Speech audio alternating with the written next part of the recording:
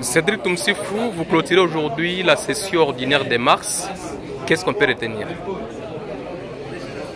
Aujourd'hui, nous avons clôturé la session ordinaire de mars que nous avons ouverte le mois de mars après les élections du Conseil des Karissim.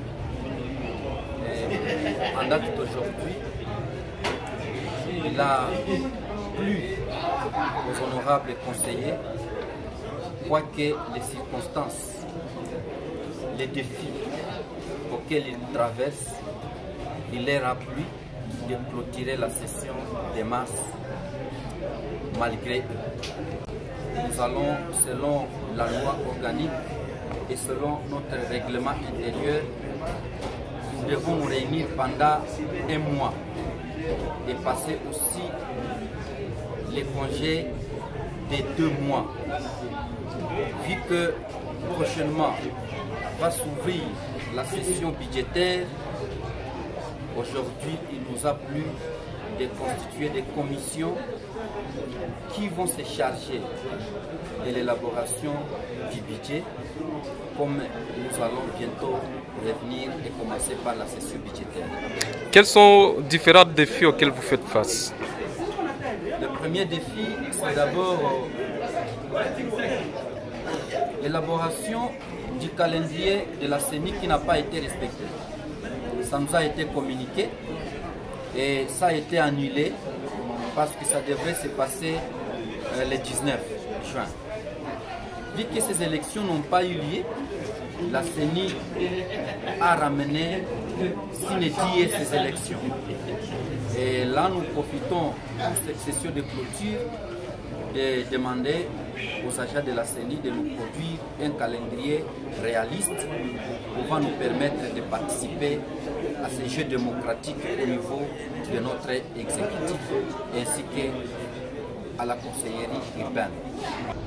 C'est une situation qui est sans issue parce qu'elle nous est imposée par les rebelles, nos ennemis de la RDC. Vous êtes sans ignorer que dans toutes les périphériques de la ville,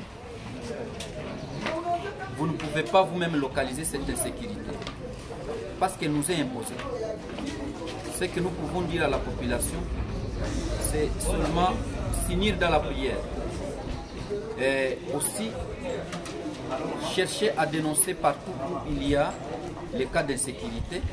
Et là, même si nous allons en vacances parlementaires, nous allons toujours revenir et qu'ils nous voient dans notre bureau parce que notre bureau ne va pas en congé.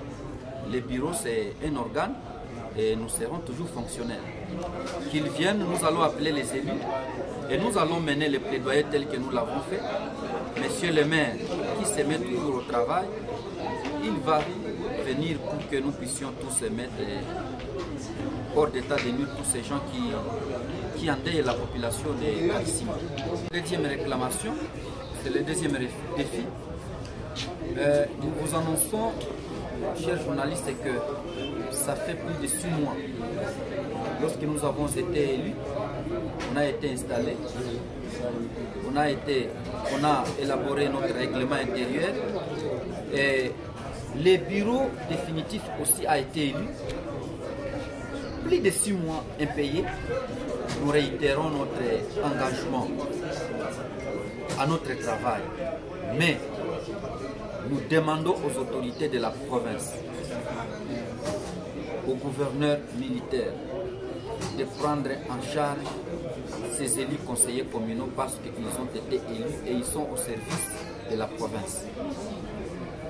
Au bourgmestre de la commune, nous sommes un organe de la commune, qu'ils nous prennent aussi en charge parce que nous avons été élus. Certains ont abandonné leur service qu'ils exerçaient avant suite à l'incompatibilité de l'article 108 de la Constitution et ils sont dans le plein droit d'avoir quand même des indemnités par rapport à la loi organique, à son article 10 qui garantit les indemnités à tous les élus conseillers municipaux et conseillers urbains. Et cela, nous avons exprimé notre doléance auprès de la première ministre lorsqu'elle a été du passage ici. Nous réitérons encore cela au gouvernement national, ainsi que au ministre de l'Intérieur, qu'ils se mettent au travail pour que ces conseillers municipaux soient remis dans leurs droits. Avoir l'émolument, c'est de notre droit. Nous avons été élus par la population et nous travaillons pour la population. Personne ne nous pousse à travailler, mais nous sommes animés de cette bonne foi. Raison pour laquelle nous leur demandons aussi, par cette même volonté qui a animé les chefs de l'État à organiser ces élections, qu'ils nous payent aussi, parce que nous avons droit quand même à la vie. Nos enfants ont droit à la vie. Nos familles ont droit à la vie. Et notre population, imaginez-vous, nous allons déjà en vacances. Comment nous allons recueillir les problèmes ou les doléances de la population?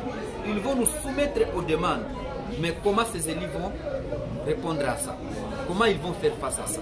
Voilà pourquoi nous demandons à tous ceux-là qui nous suivent, à toutes les autorités de la province, de la commune, ainsi que de tous les pays, de nous venir en aide.